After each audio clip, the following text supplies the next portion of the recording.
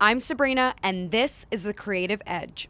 Whether it's a philosophy, a mindset shift, or a technical skill, everyone experiences something that makes them move with a new energy. I'm here to uncover what takes people from good to great. Let's dive in. My name's Elijah. I'm a co-founder of 10 Cups and Alt Fitness here in Japan. What did you bring us to drink today? I brought you the cream of the crop, the Pocari Sweat. These things got me through countless summers, and every time I think of this, I just remember the amazing weather that Japan has. That gets a little bit too hot sometimes. I've been seeing these in the vending machines here, and I haven't tried them. I've been so curious. What is it? I'm so glad that you asked. This is actually kind of a electrolyte drink, and they'll rehydrate you. They'll get you up and active again. Might cure a hangover or two if you're ever into that. I might need this after the sake and with the Japanese heat. Absolutely. Let's crack them open. All right, cheers. Cheers. This is already like nostalgic. I already feel like I'm feeling the summer heat. Ooh, it's like a little lemony. Little lemony, little salty, but that's the electrolytes right there. This is what I needed, especially ahead of going to Shibuya tonight, where there's going to be more drinks consumed. What's taken you from good to great? Reflection and adaptation has really pushed me to success and really pushed me forward into becoming great. What do you mean by that? I'm really big on kind of taking a step back from where you're at and looking at your decisions, whether that's, business-wise, family-wise, relationship-wise, or mental health-wise. It's always important to take a step back, reflect on what you're doing, see what decisions you made, whether they're good or bad, and see how you can improve them, tweak them, and on top of that, adapt them. Adapt, overcome, succeed is what I really like to do. I really, really love your outlook. I think it's really important for a lot of people to take a pause and to really think about what's been going on and be a little critical, right? Of what you love, but also what you're not loving. Right, absolutely. And I really am a big advocate of mental health, so I do really want people to take a step back and look at themselves. If that business decision didn't make you happy, why didn't it make you happy? If it made you happy, did it make you successful and happy? Especially at the gym, I really try and make decisions that'll make myself happy, the customers happy, and I always try and take a break and kind of reflect on myself as well in the meantime.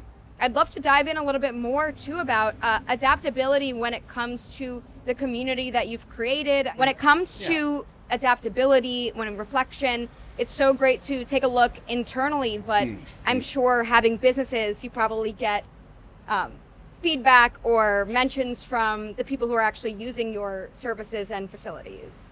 Some feedback, I'll tell you this right now, some feedback is not good feedback. So do keep that in mind when you're reflecting and when you're looking back. Some people can be critical, some people can be harsh, but you also don't know what they're going through. In both businesses, we love to be customer friendly. We want to create a safe environment for everyone. We want to keep a fun environment for everyone. And we want people returning. That's what business is all about. How do you balance customer feedback with your own vision? Compromise. You're going to have to compromise all throughout life. It's no different in business as well. You really want to set a goal and you want to achieve that goal. Completely understandable. I would compromise with the customer itself, but I would never compromise my own goal. Meet them in the middle ground, make them a little happier, make myself happier. I think that's a perfect way to put it. Is there any feedback that you've gotten from a customer that maybe you didn't think of that you ended up really liking? We always work with our customers and want to improve their kind of stay here. The biggest thing that we've gotten was our layout and our flow of the gym, which they kind of walked us through, and they were like, hey, when I'm walking in and I want to do this workout and this workout, I have a difficult time navigating. And they kind of helped us move everything. They were part of it, which was awesome. They helped us move it as well. And it absolutely turned out amazing, turned out great. And the flow of it's just beautiful now. I think that's a big thing when it comes to community is if there is constructive feedback, it's because everyone wants it to level up, to get to that next point. I mean, the fact that your community is so excited about that is really great. The community here is very awesome. They're very engaging as well. we've had individuals just come out here and hang out. They love the vibe. I don't want to work out today, but I do want to chill. So it's awesome to have them here. How do you make customers your friends? What does that even look like for you guys? We really love to talk to people. We really love to engage with them and see what their hobbies are.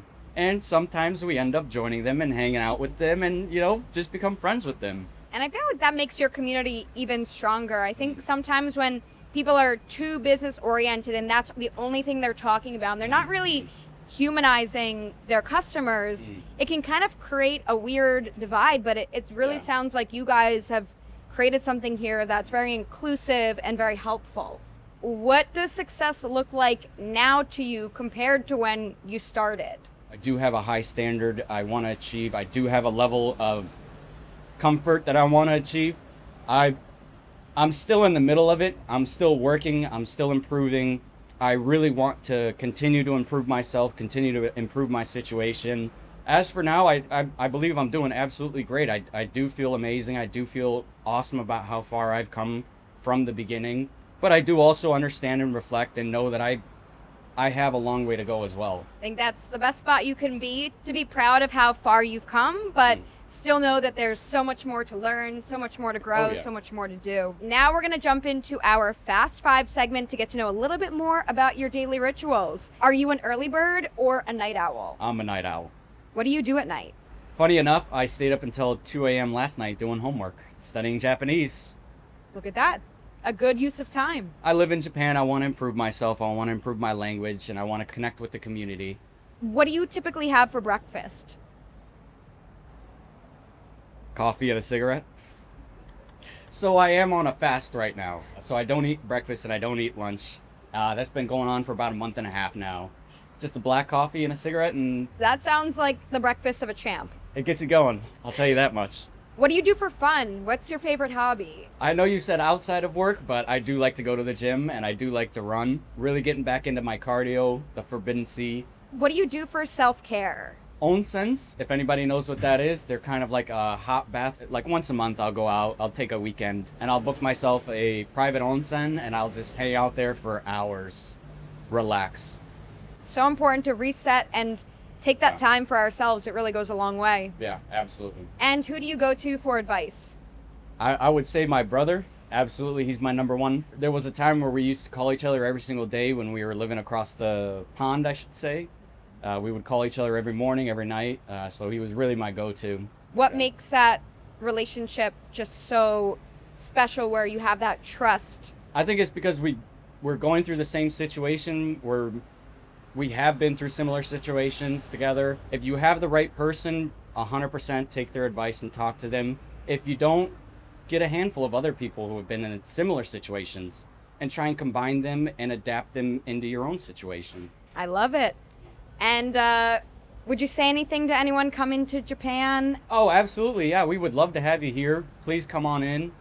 We do ask that you be respectful when you get here. That's the only rule out here. But yeah, absolutely. You're totally welcome. Thank you so much for coming on The Creative Edge. So exciting to see what you've built here in Tokyo and another country, and hope that people have the courage to do the same. Absolutely. Thanks for listening. New episodes drop each week, so subscribe so you don't miss what's next. If you enjoyed today's episode, we'd really appreciate a 5-star review so that we can reach more people. See you next time to discover the next Creative Edge.